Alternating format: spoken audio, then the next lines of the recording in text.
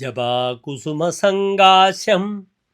കശ്യപേയം മഹാദ്യുതിം തമോഗ്നം സർവപാപഘ്നം ഭാസ്കരം പ്രണമാമ്യഹം.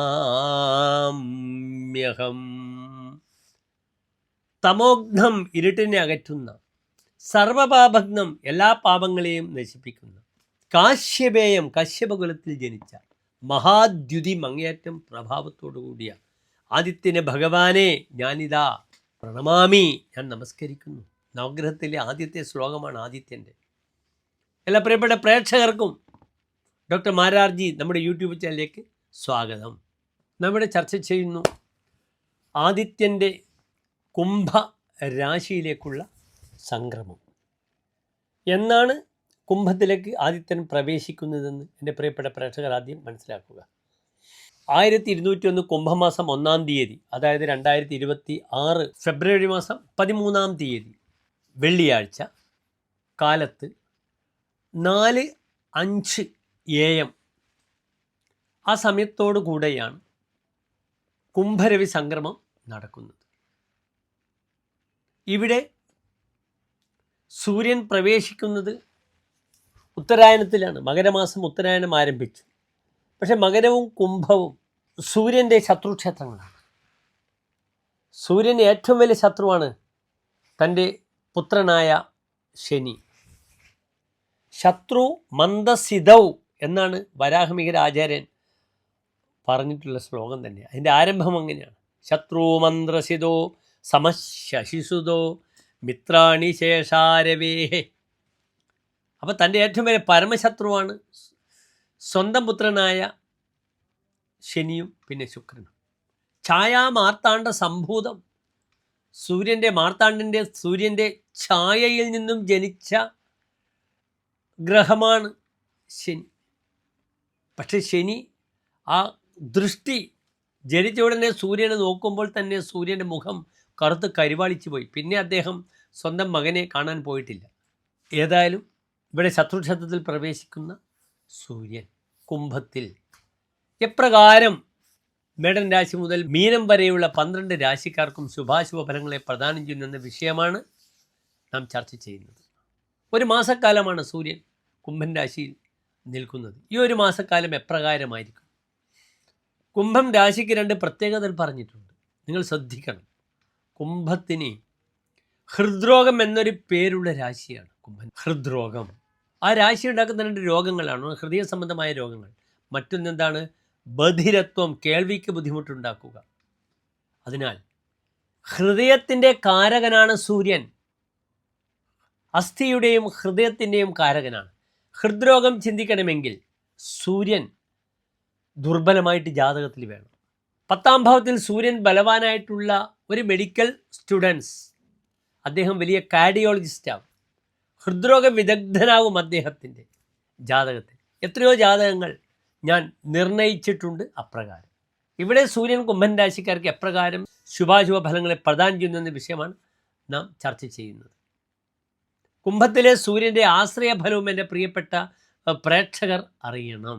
ദുഃഖാർത്തോ വിദനഃ അടനഃ അനിർദരതിഹി തീഷ്ണശ്ച കുംഭേ സ്ഥിതൗ.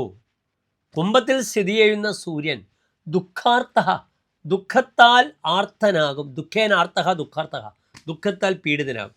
വിധനഃ വിഗതം ധനം യസ്യ സഹ, ധനം മുഴുവൻ കൈവിട്ടു പോകും. ധനപരമായ വിഷയത്തിൽ വലിയ ബുദ്ധിമുട്ടുകൾ വരും. അടനഃ അടതീതി അടനഃ, പരിഭ്രമണശീലം ഉണ്ടാകും, കറങ്ങി തിരിക്കാൻ വളരെ ഇഷ്ടപ്പെടും. അനിർദരതിഹി, അനിർദത്തിൽ രതിയുണ്ടാകും. ഋതം സത്യമാണ്.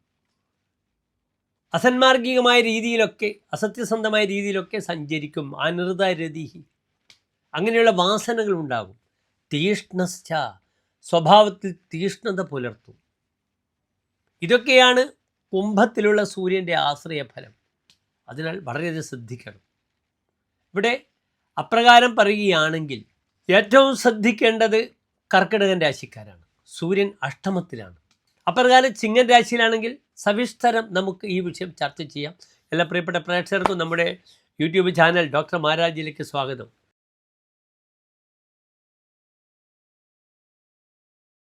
അശ്വതി ഭരണി കാർത്തിക നക്ഷത്രത്തിൻ്റെ ആദ്യ 15 നാഴിക. ഇവിടെ മേടൻ രാശിക്കാർക്ക് സൂര്യൻ അവരുടെ മേടൻ രാശിയുടെ 5-ാം ഭാവത്തിൻ്റെ ചിങ്ങൻ രാശിയുടെ അധിപനാണ്. ആ ഭാവാധിപനായ സൂര്യൻ നിൽക്കുന്നത് 11-ാം ഭാവത്തിലാണ്. 11-ാം ഭാവത്തിൽ ശുഭഗ്രഹങ്ങളും പാപഗ്രഹങ്ങളും നിന്നാൽ വളരെ നല്ലതാണ്. ഉപജയഭാവമാണ്, വളർച്ചയെ സൂചിപ്പിക്കുന്നു. ഉപജയം എന്നാൽ അഭിവൃദ്ധിയെ സൂചിപ്പിക്കുന്നു. അതിനാൽ ഈ സൂര്യൻ മേടൻ രാശിക്കാർക്ക് വളരെ അനുകൂലമാണ്. അതൊരു ഊർധ്വമുഖ രാശിയാണ്. സൂര്യൻ്റെ 11-ാം ഭാവത്തിൽ ഗ്രഹം വരുമ്പോൾ അധോമുഖ രാശി കഴിഞ്ഞ് ഊർധ്വമുഖ രാശിയിൽ സൂര്യൻ നിൽക്കുന്നു. ഊർധ്വസേ ധനുകേ പ്രസൂതി, പുതിയ പദ്ധതി തുടക്കം, ആരംഭം. ഗതകാര്യാരംഭിണ പ്രച്ഛതം ഔന്നിത്യം, യാത്രയും പോക്കുവരും ചിന്തിക്കുന്ന പ്രസ്താവിന് വളരെ ഉയർച്ചയുണ്ടാവുക.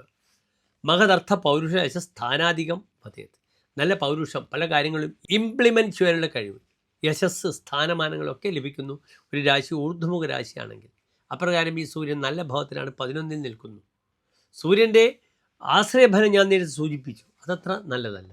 എങ്കിലും സൂര്യൻ 5-ാം ഭാവാധിപനാണ്. 5-ാം ഭാവം എന്നാൽ തൻ്റെ ബുദ്ധി, പ്രജ്ഞ, മേധ, പ്രതിഭ, കഴിവ്, പൂർവികമായ പുണ്യങ്ങൾ, തൻ്റെ മന്ത്രം, തൻ്റെ സന്താനങ്ങൾ, ഇതൊക്കെ ചിന്തിക്കേണ്ടുന്ന ഭാവമാണ്.